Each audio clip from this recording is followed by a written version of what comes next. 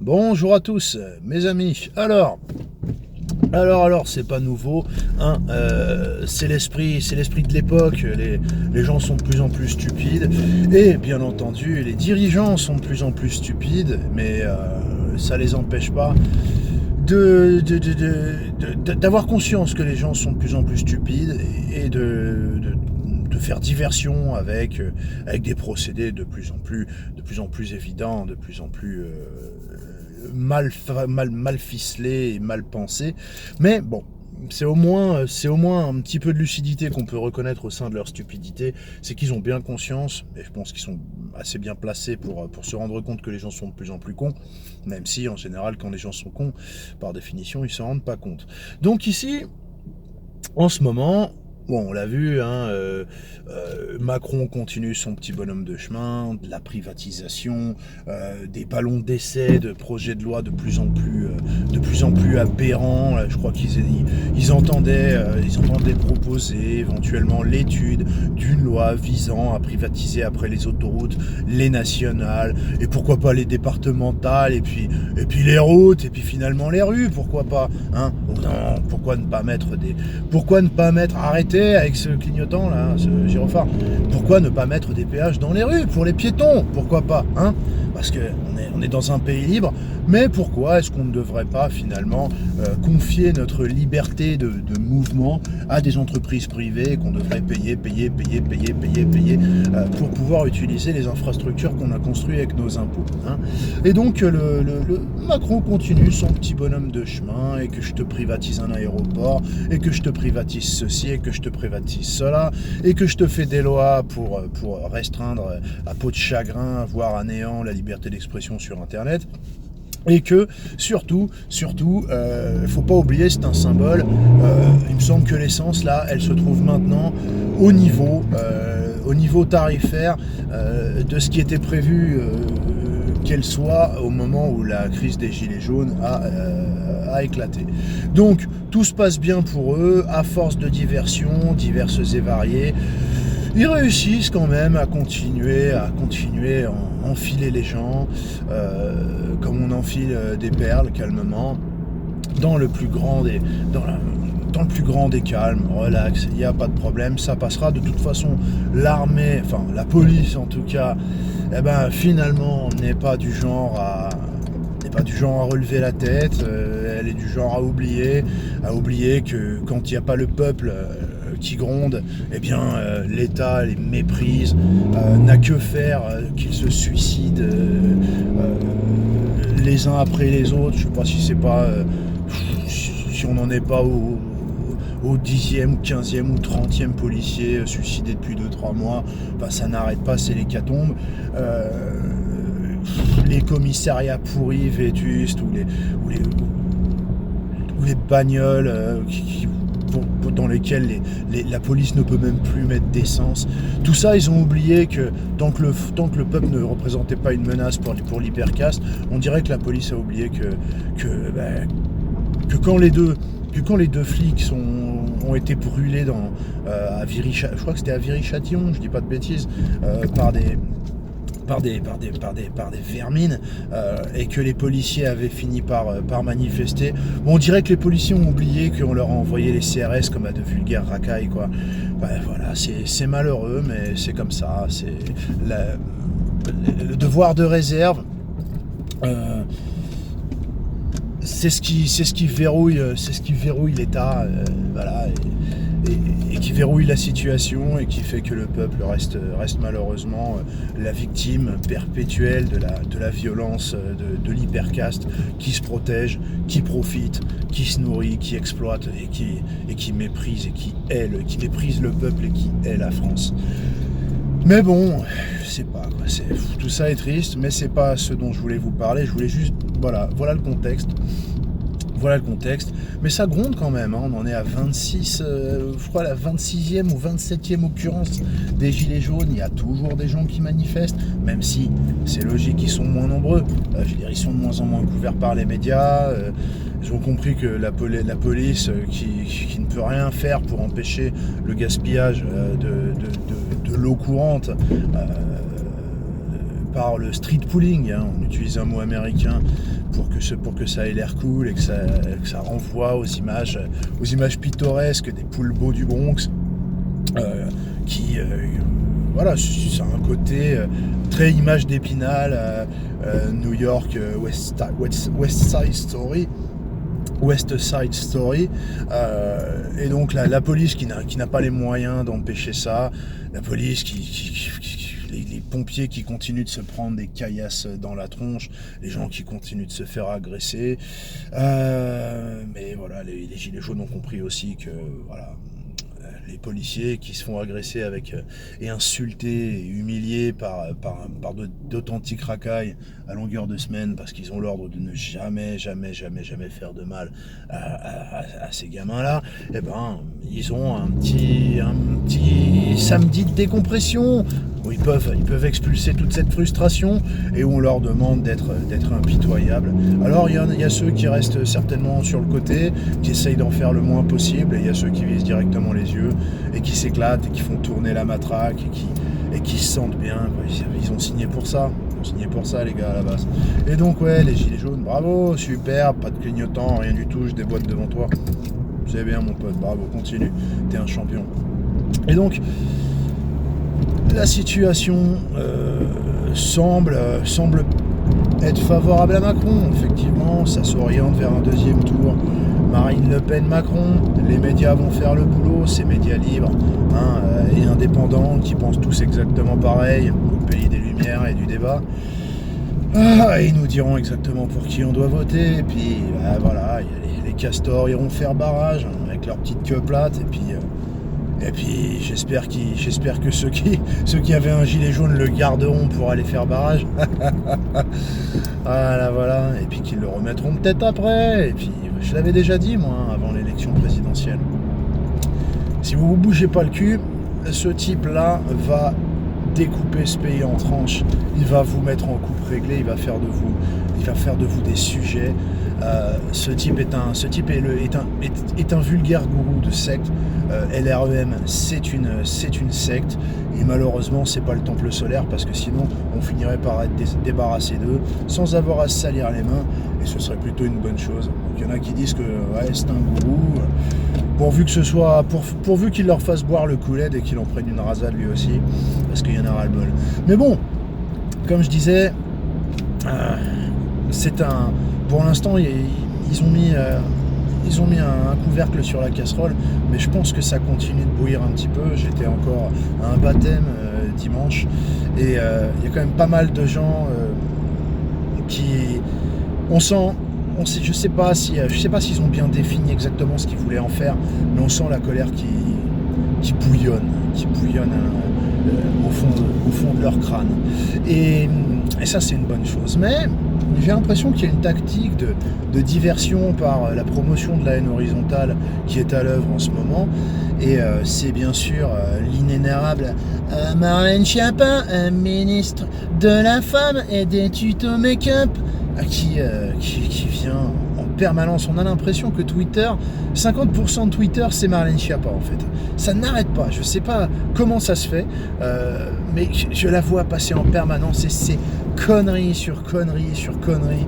Et le féminisme ceci, et le féminisme cela. Alors ouais, c'est vrai, on n'a pas assez d'argent pour la sécurité sociale et pour les écoles. Alors il faut fermer des écoles en province, parce que c'est aussi le choix d'une politique pragmatique et réaliste et courageuse de Emmanuel Macron, de fermer des écoles dans les campagnes et les provinces. Mais à côté de ça, la France va s'engager fermement en faveur de la scolarisation des femmes dans le monde, y compris dans les pays qui s'en tapent comme de leur première excision. Voilà, et donc c'est des conneries comme ça. Et vas-y que je te donne de l'argent à Rihanna, et vas-y qu'on s'engage contre la déscolarisation des fillettes au Malawi. Je veux bien, c'est triste, mais c'est notre argent quand même, vous en donnerez aux autres une fois que vous arrêterez de nous sucrer des services publics,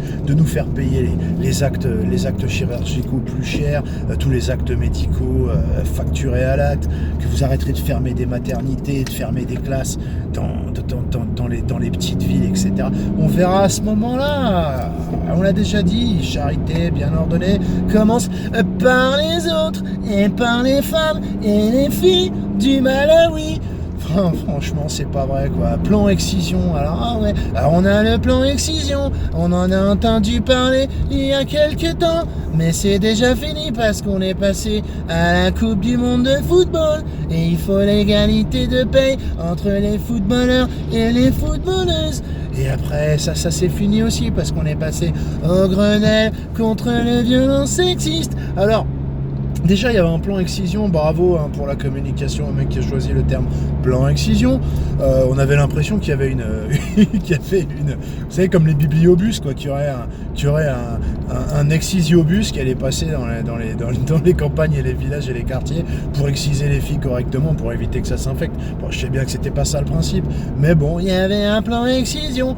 Et j'ai envie de dire, ouais, mais votre plan excision, là, de mes deux, là, c'est faire de la sensibilisation, d'accord? Vous allez expliquer à des gens dont c'est la culture, qui regardent, dont c'est la culture et qui ne voient pas le problème quand ils regardent leur petite fille et qui se disent et si j'emmenais cette gamine, je sais pas où, au Bénin, je sais pas quel bled, pour lui faire trancher une partie de l'appareil génital sans anesthésie, sans conditions d'hygiène, au risque que ça s'infecte et que la gamine elle en crève. Quand on a des gens comme ça qui, en regardant leur fille, se disent il est temps que je découpe un morceau de son sexe, je pense que vous allez pouvoir les sensibiliser autant que vous voulez. Vous aurez plus vite fait de sensibiliser la chaise sur laquelle ils sont assis, d'accord? Et tant que votre plan excision, ça consistera pas à faire une loi claire, nette et précise qui dit toute personne qui emmènera ses gamines au bled là, si il y a une visite médicale et qu'on constate l'excision, on n'a qu'à l'instaurer. Si c'est tellement important que ça, on n'a qu'à instaurer la visite médicale. C'est-à-dire qu'on décide que de toute façon, l'accès à la gynécologie est un droit pour toutes les femmes de France.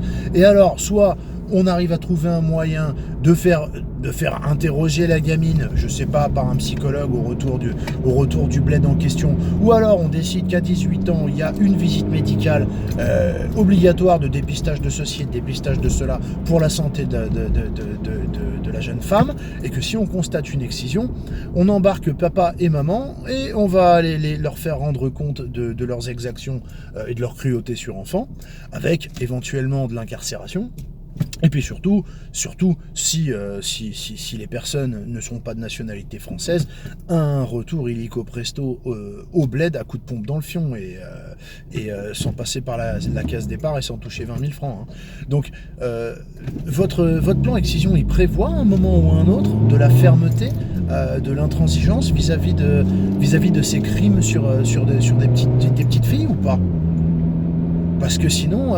c'est comme le reste, c'est de la com, mais la com, il faut bien faire de la com, parce que si on fait des actions en faveur des femmes et qu'on ne fait pas de com, alors, les femmes, elles se rendent pas compte qu'on fait des choses et elles restent dans leur ignorance des actions qui sont menées et on n'avance pas. Et sans déconner, elle a dit ça dernièrement, cette meuf, c'est horrible, franchement c'est horrible. Mais franchement, où on en est, quoi? Alors, le plan excision, on en a parlé, ça a fait un hashtag Twitter, ça a fait des images de Marlène Schiappa, qui décidément, qu'est-ce qu'elle aime montrer son visage, c'est vraiment paradoxal, hein. Franchement, je ne comprends pas, je ne comprends pas ça. C'est comme avoir je sais pas, un kangou tuné et de passer son temps à faire des tours dans le quartier avec le bras qui dépasse et la musique à fond pour que tout le monde te regarde. Hein. Je sais pas ces concepts, hein. Je ferais pas un truc pareil, mais bon, c'est mon avis.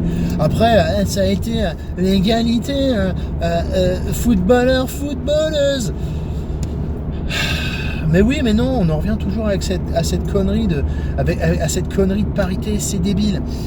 C'est débile. Pourquoi les footballeurs sont payés si cher? Parce que malheureusement, parce que j'en ai rien à péter du football, la Coupe du Monde masculine, elle attire des millions et des millions et des millions et des millions de spectateurs. Je crois que la Coupe du Monde masculine, ça doit être au moins 1 milliard de personnes sur Terre à peu près qui doivent regarder ce truc-là tous les 4 ans quand ça a lieu. Les scores d'audience de la Coupe du Monde féminine sont infiniment plus bas, que ce soit justifié ou que ce soit pas justifié. C'est même pas une question de savoir si elles sont aussi bonnes que les hommes ou pas, même si ça ne se discute pas.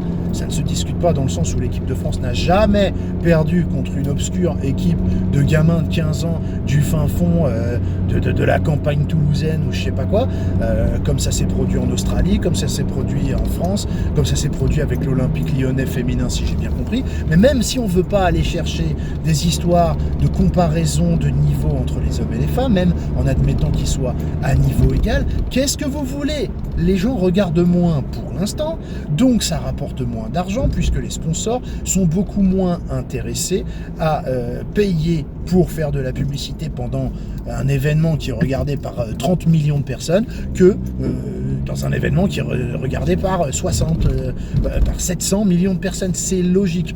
C'est la logique de l'offre et de la demande et du fonctionnement de la publicité. Les sponsors sont beaucoup plus prêts à donner des fortunes aux équipes pour porter leur maillot. Ces équipes peuvent derrière le redispatcher sur leurs joueurs à partir du moment où ces joueurs apportent de la visibilité aux marques. Ce qui est le cas des joueuses féminines, mais ce qui n'est pas autant le cas que les hommes. C'est comme ça, c'est la loi de l'offre, de la demande. Qu'est-ce que tu représentes pour moi et qu'est-ce que je suis prêt à payer en fonction de ce que tu peux m'apporter. Mais dans l'esprit de Marlène Schiappa, on en est encore à l'égalité. Il faut que les hommes et les femmes soient payés exactement la même chose.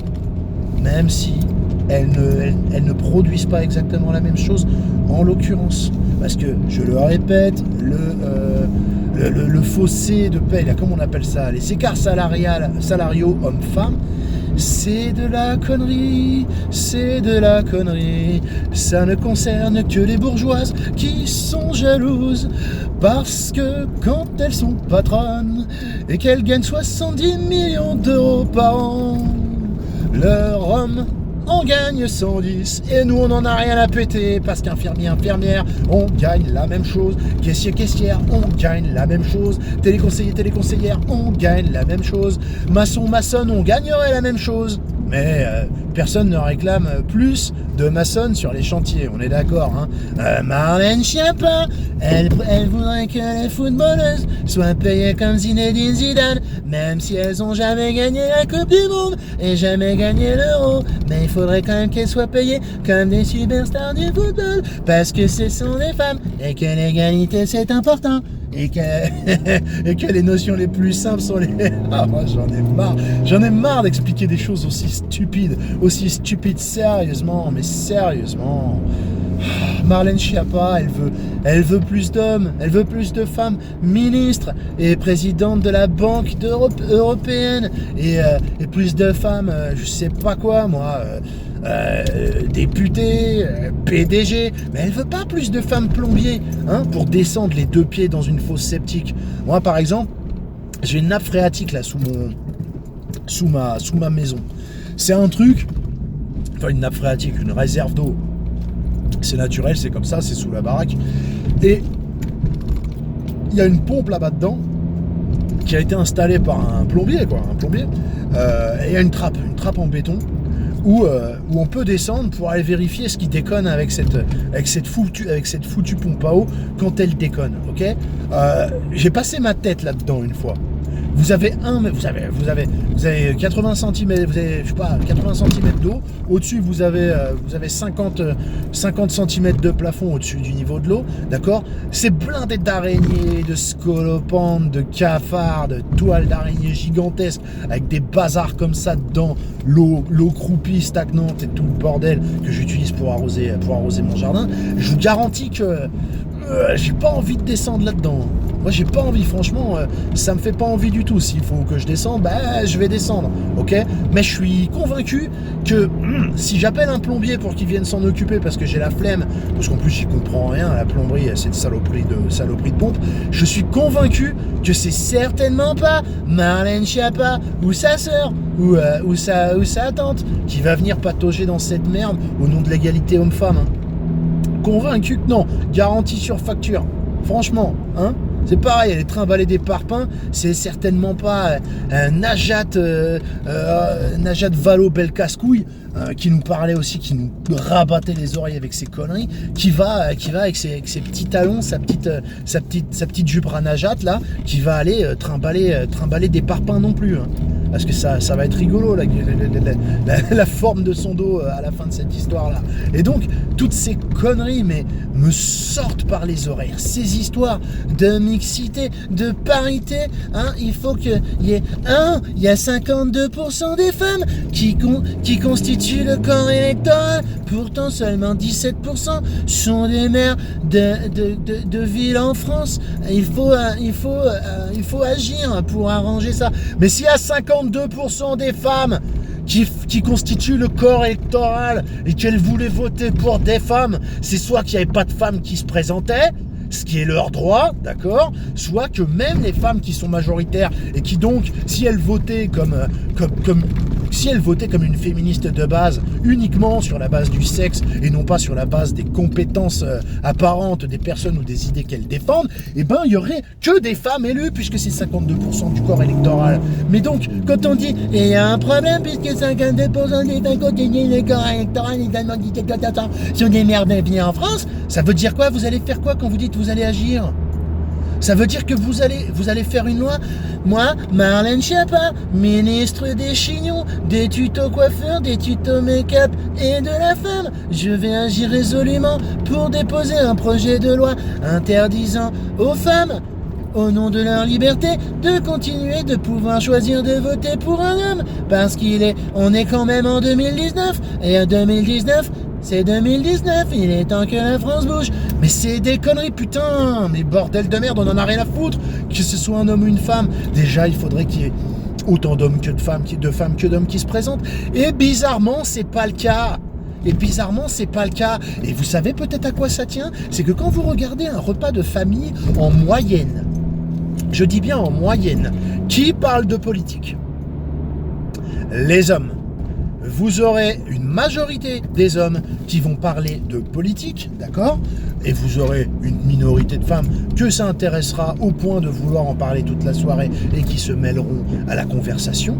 Mais c'est des tendances que vous pourrez observer. Et vous verrez à l'inverse que parmi les 10 femmes présentes, eh ben vous en aurez peut-être 8 qui auront envie de parler de choses qui n'auront pas à voir avec de la politique. Ça n'est absolument pas péjoratif, la politique n'est absolument pas le seul sujet de discussion qui soit noble. Mais c'est quelque chose qui s'observe. Depuis toujours, les hommes s'intéressent plus à la politique. Et ça tient peut-être au fait que la politique est une sorte d'extension, je dirais philosophique et politique. Ouais, la politique et l'extension politique, c'est nul. Mais d'extension abstraite de la joute et du combat et de la guerre. Et peut-être qu'il y a une vérité biologique au fait que les hommes sont plus intéressés par la confrontation des idées parce qu'ils sont aussi plus intéressés et plus enclins à la confrontation des phalanges et des gueules en fait. Voilà. Et donc, c'est peut-être aussi parce que moins de femmes se présentent et que les femmes, elles n'ont pas envie de voter pour un maire ou pour une députée parce que c'est une femme. Elles écoutent les idées. Et peut-être que quand on voit des ministres comme Najat Vallaud-Belkacem là, ou Marlène Schiappa, ou Belloubet, ou Brune Poisson, ou Aurore Berger, et ben moi, putain de con de chat, j'ai failli écraser un chat. Heureusement que j'ai l'œil, hein. Vous n'allez pas me prendre en défaut. Le chat est sain et sauf. Tout va bien. Et donc, quand on voit toutes ces bonnes femmes-là, moi, ça m'horripile. Je sens mon taux de fertilité descendre dans mes gonades au fur et à mesure que ma tension s'élève. Mais ma femme aussi. La plupart des femmes ne vous supportent pas. Les femmes en politique telles qu'on les voit. Parce que vous êtes insupportable. Vous êtes insupportable. L'autre abomination là, d'Anne Hidalgo, là, Miss Foire au Chorizo 1976, là, que tout le monde déteste. Pas les bobos parisiens, mais ceux qui sont obligés de venir de l'extérieur de Paris pour aller dedans. Tout le monde la hait. Tout le monde la hait. Les Parisiens que je connais la détestent. Mais cordialement et encore plus que Delanoë. Cette femme-là, quand on s'attaque à elle, elle dit...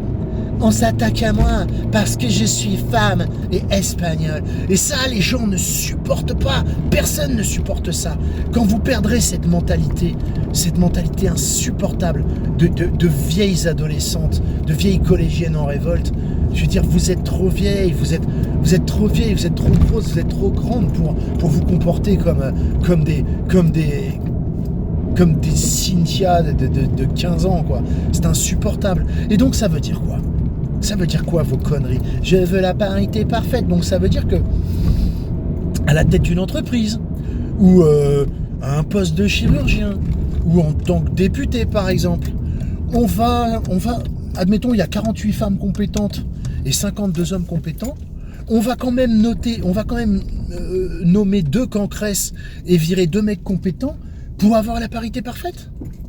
Alors moi je veux bien, mais je veux que ce soit dans l'entreprise où bosseront tes gosses, qu'on mettra en PDG la rescapée, celle qui fait partie des 2 des 2 ou des 3 ou des 10 qu'on a foutu là, parce qu'il fallait faire le compte de femmes à l'échelle nationale, parce que quand sa boîte fera faillite, ce sera pas la mienne qui fera faillite, Et s'il faut faire pareil pour les chirurgiens, les neurochirurgiens, j'espère sincèrement que c'est pareil, que c'est une repêchée au nom de la parité qui va opérer Marlène Schiappa du cerveau, et pas ma femme, et que ce soit pas ma femme qu'on opère, d'accord ? Comme ça, celle qui restera sur le billard, ce sera la responsable de ces conneries.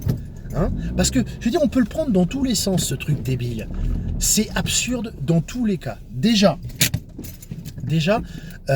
si on fait ça, après va se poser la question de « Ah ouais, mais bon, maintenant c'est 50-50, mais ah là là, on est dans un pays raciste parce que quand même c'est majoritairement des blancs. » Alors il va falloir faire la parité aussi au niveau des couleurs de peau. Mais alors pour ça, il va falloir faire un truc qui est interdit en France, c'est-à-dire des statistiques ethniques. Eh ouais, il va falloir faire des statistiques ethniques. Et là, on dira, en France, il y a 10% d'Arabes, ou 12, ou 20, ou 15, et puis il y a 5% de Noirs, ou 8, et puis, en fin de compte, on se rend compte qu'il n'y a que 1% de Juifs, et puis on se rendra compte que, mais il y a aussi quand même 3% de Chinois, et donc il va falloir faire des quotas, etc., pour respecter aussi cette parité-là, d'accord ? Et puis après, il faudra, avec les handicapés, et puis après, on dira aussi, mais attendez, pourquoi il n'y a que des gens qui ont fait des études ? Il faudra aussi un pourcentage de gens qui n'ont pas fait d'études. Ça va devenir ingérable. Mais restons-en à votre idée à la con, là. De la parité parfaite entre les hommes et les femmes. Comme je le disais, effectivement, il va peut-être falloir virer 10 hommes compétents pour mettre 10 femmes moins compétentes. D'accord ? Donc la méritocratie, plus rien à foutre. Mais l'inverse est vrai aussi.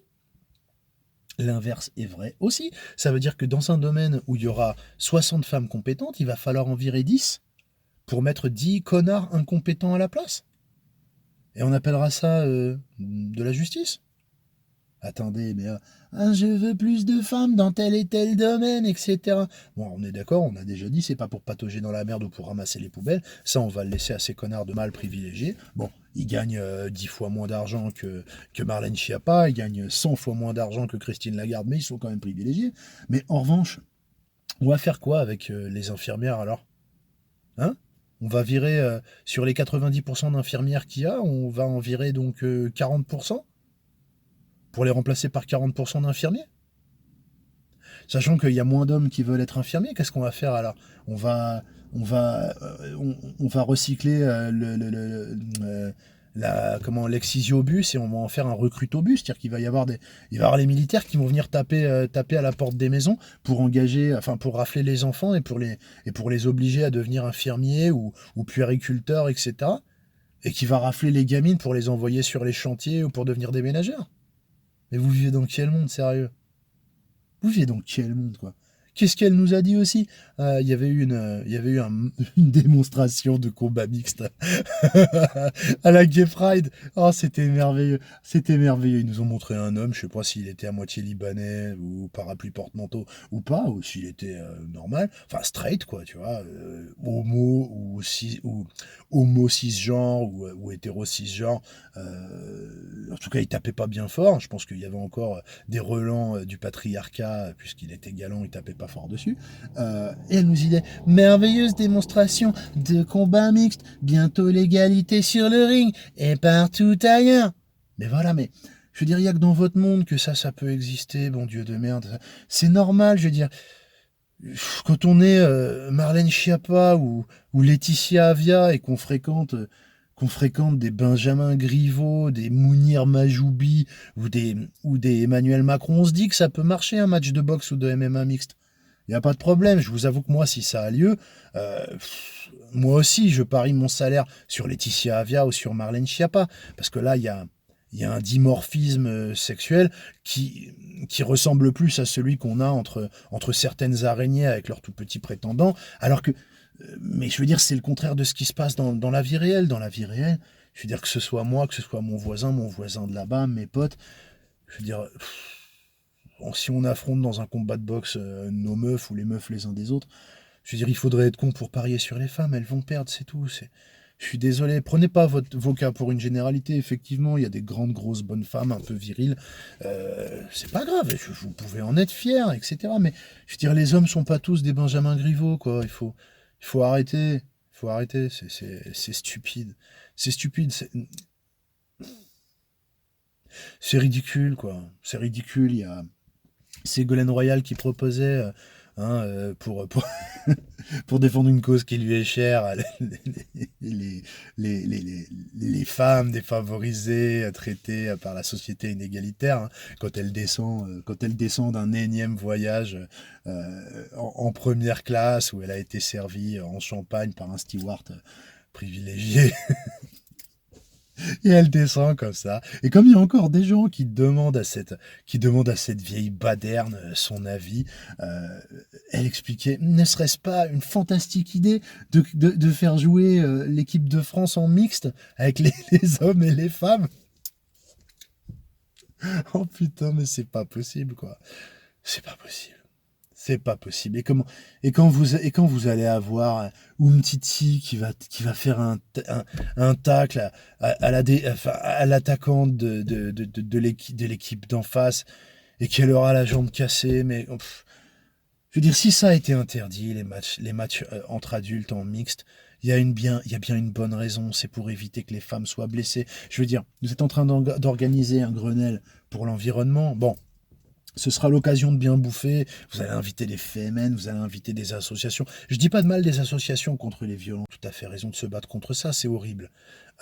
Mais c'est surtout l'occasion de vous engraisser encore un peu sur nos côtes. Vous faites des sauteries, vous discutez, et puis un mois après, on apprendra que Nicole Belloubet a choisi de généraliser le bracelet anti-rapprochement. Donc ça permettra à la police d'arriver 15 minutes après que la meuf soit morte à coups de poing. S'il faut, le gars aura même eu le temps de se tirer, quoi. Hein. C'est ridicule. Pour en arriver là, elle l'a déjà annoncé que c'était dans les tuyaux. Donc vas-y, arrêtez, économisez sur la bouffe et les petits fours, et puis dites-le tout de suite que vous proposez aux bonnes femmes que la police soit mise au courant.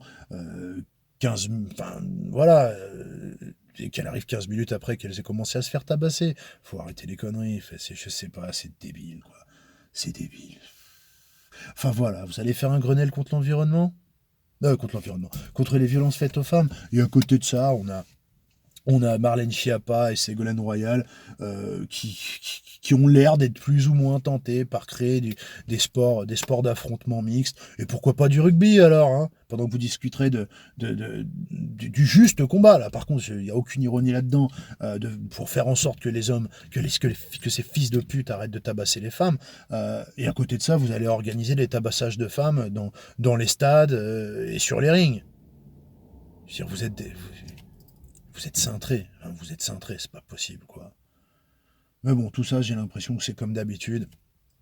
Ils vont essayer de diviser les hommes et les femmes, hein, mais ça marche pas parce qu'on n'est pas cons, on les voit nos fiches de paye, on les voit, on le voit le prix des caddies, on le paye ensemble. Hommes et femmes, on le paye ensemble, on voit combien ça nous coûte d'élever nos enfants. On sait que l'égalité, elle n'est pas entre nous. On sait que l'égalité, elle n'est pas entre moi et ma femme, l'inégalité. Elle est entre elle et moi, nos salaires confondus, quand on compare nos dépenses et nos salaires avec les salaires mirobolants et l'utilité pour la société des gens qui nous donnent des leçons en descendant de leur classe affaires. Hein, des Marlène Schiappa qui vont à Frisco pour la Pride et pour tenir une conférence sur le féminisme en 2019. Et elle y va, évidemment, avec une empreinte carbone faramineuse à bord de la classe affaires, servie par des mâles privilégiés qui sont à leur service et qui leur servent le champagne et qui leur mettent les petites couvertures et tout ça. Je veux dire, arrêtez de parler d'inégalité.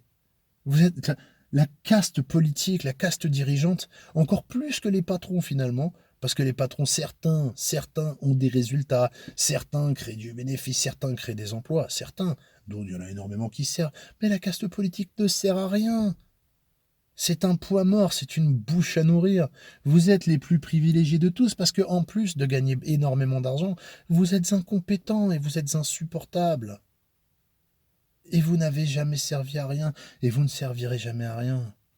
Vous êtes nos bouches à nourrir, vous êtes nos squatteurs, vous êtes nos piques-assiettes. Et vous bouffez 100 fois plus que nous. Et d'ailleurs, on le voit, hein. On le voit. Ça grossit, hein. Ça grossit beaucoup. Tous autant que vous êtes, hein. Gérard Larcher, là. Ouh là là. Lui, je sais pas si son salaire de sénateur, on lui sert en euros ou directement en huile de friture, hein.